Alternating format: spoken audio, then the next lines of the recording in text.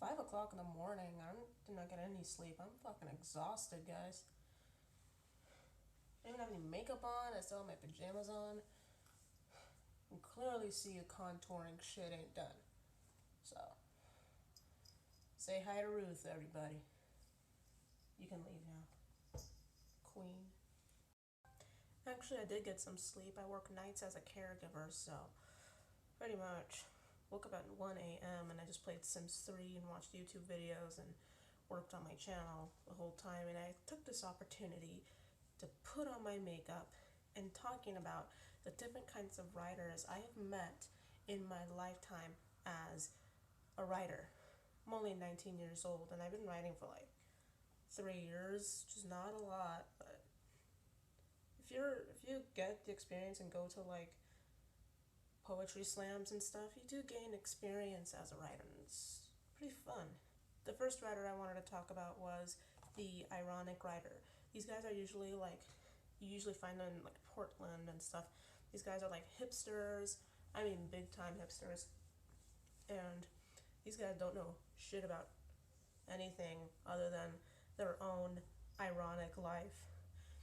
I met one and they were writing a poem and I was saying, oh, what you're writing, and he's like, oh, I'm writing a love poem. Oh, okay. You're like in love or something? And he was like, no, I'm doing it ironically.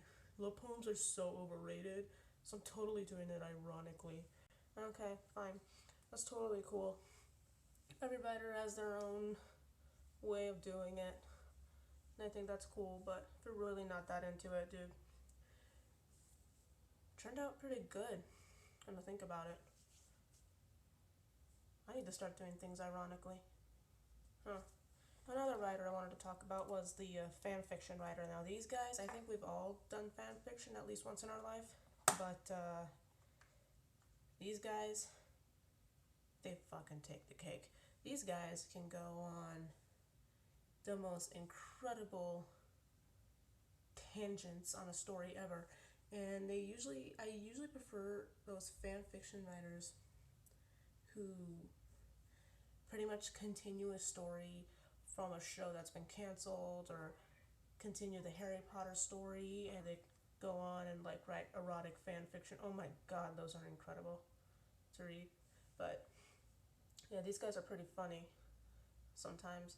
I used to write Friends fan fiction a while back, and I had this one fan, and she was sending me emails for like 6 months after I stopped writing, telling me to write some more. I was like, I'm not into that stuff anymore. I wrote a Halloween episode of Friends, and I was like 13. It was great. Joey went as a banana. I did write one fan fiction in my whole life, and that was about Sherlock. And he was in elementary school, very not popular, but his brother was very, very popular. And Sherlock was like out at recess and didn't know shit what to do. And his brother was like doing his like deduction skills everybody thought was magic. And Sherlock was like in his head thinking, what a dumbass. So after like little speculation, he gets hit in the head with a ball accidentally by a little blonde kid. And the kid comes up to him. He never met him, and Sherlock was wondering what the hell's going on. Like, how does this kid not know me? And after they had a conversation, the blonde kid said, My name is John. What's your name?" And Sherlock said, "My name is Sherlock." And guess you can all understand, like John, who I mean by it. So in my fan fiction, they went to the same elementary school. It was great. Now, a lot of you might not be able to hear me. That's because I don't have a good camera, and I'm actually going to buy a microphone next week so people can hear me. But until then, my phone is my camera. My phone has better camera quality than my computer. And now back to business. There was one thing that I forgot to mention about fan fiction writers.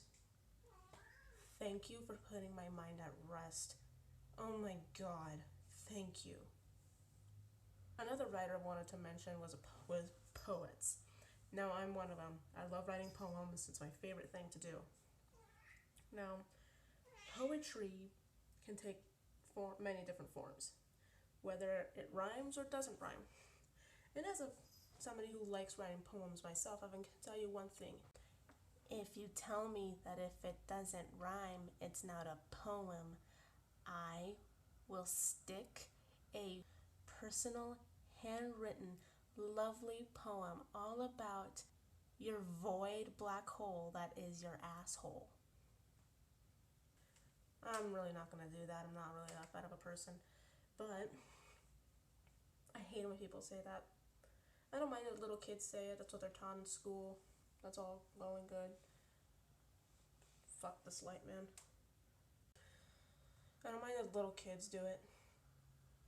It's all well and good. Kids don't mean any harm when they ask if it doesn't rhyme, because kids can learn. I did have to write a poem that rhymed in creative writing.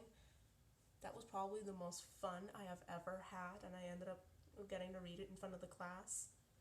It was funny. I wrote about a teacher who gave out a quiz, and he made it so only the kids who really paid attention and did their work knew the answers. And it made my teacher laugh, and he gave me a gold star, and this was in senior year. I got a gold star in senior year.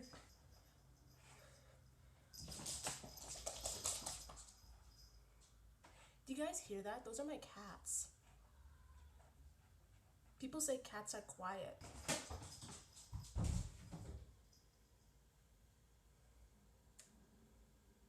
It's 5 o'clock in the morning. People are sleeping. It's a Monday morning. You know what? I'm gonna go get my cats and keep one on my lap so they can shut the fuck up. Say hi to Caesar, everybody. I started reading a book called Miss Peregrine's Home for Peculiar Children, and I love that book. I read it in all of it in 2 days. It's so good, and I did find it to be so original and so unique. It was an awesome book. I just fucking loved the whole thing, and I downloaded the audiobook for Hollow City, but I really haven't gotten around to it. I'm not buying the book instead and reading it at work, since I work nights in a creepy house. But anyways, here I am doing my makeup, just telling you about the kind of people I've met, which are awesome people, by the way, every single one of them. But there is one person I forgot to mention, and that's my boyfriend. He's the kind of writer who wants to come up with something original, but in the end, he's always very cliche.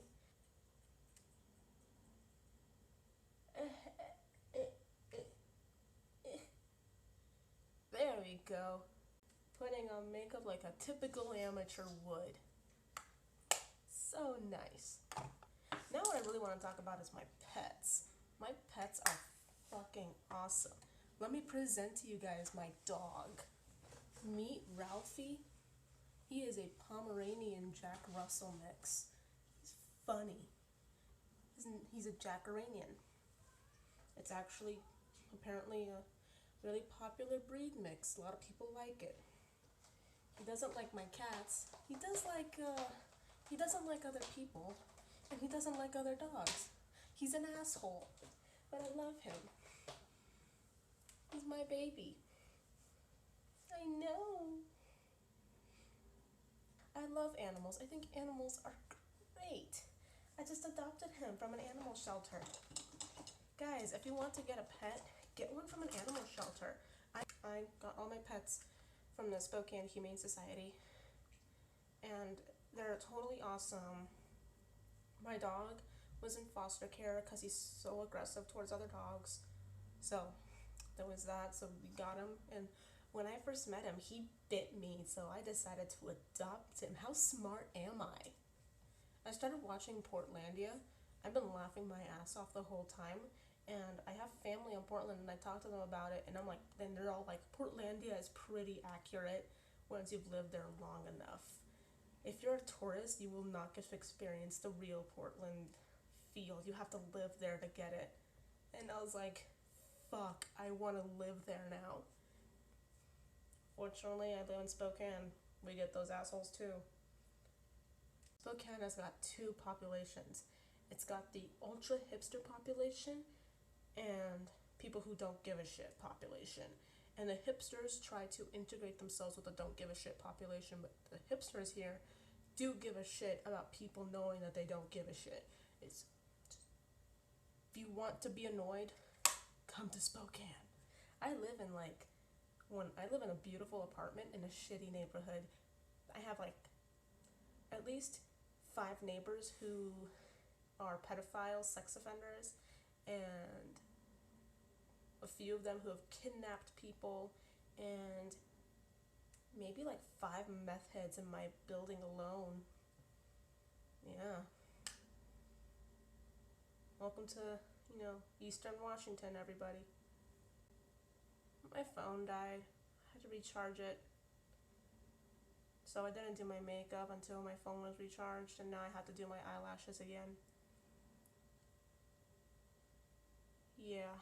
But anyway, I was saying, if you want to come and see, meth heads and pedophiles galore, come to Spokane. Very beautiful city, guys. If you live here, don't worry. Beautiful fucking city. Beautiful city. Just weird fucking people. Which is not always a bad thing. At least Spokane's got personality. We got beautiful, we have this super rich, gorgeous suburb, and I want to live there. And then we have dumps. I really like yammering on about worthless bullshit. It's really something I love doing. Yammering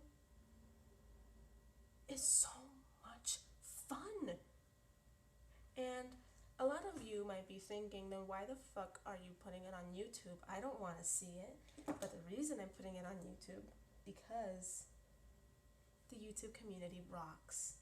And there's many people with different personalities on there, and I'm one of them. Even though I just started, I'm one of them. Definitely not a channel meant for children. And definitely not a channel meant for overly sensitive people. Then there's always the fact of the writers community. I absolutely love. I'm part of it. I love writing. I love every aspect of it.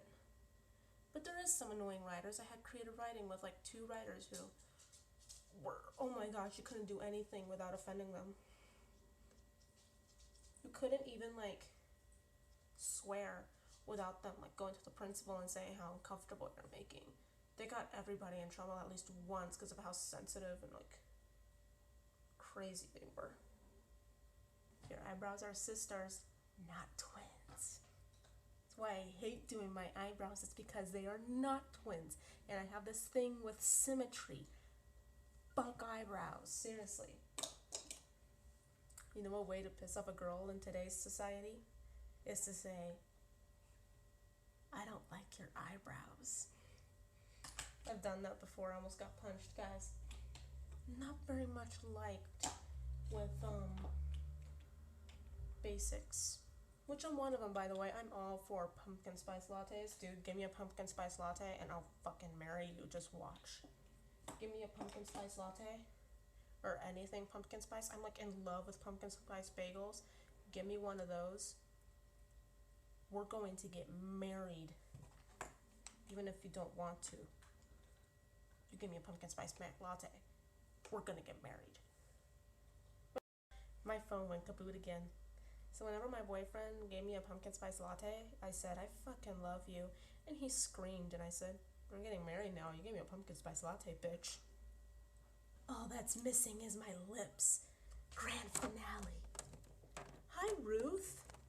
Thank you for being such a bitch. Guys, don't get mad. My cat really is a bitch.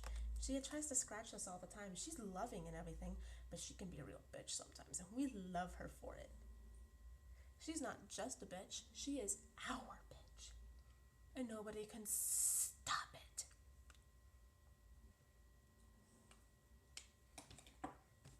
So I hope you like my video, and even if you didn't like it, definitely like and subscribe, or unlike and then subscribe.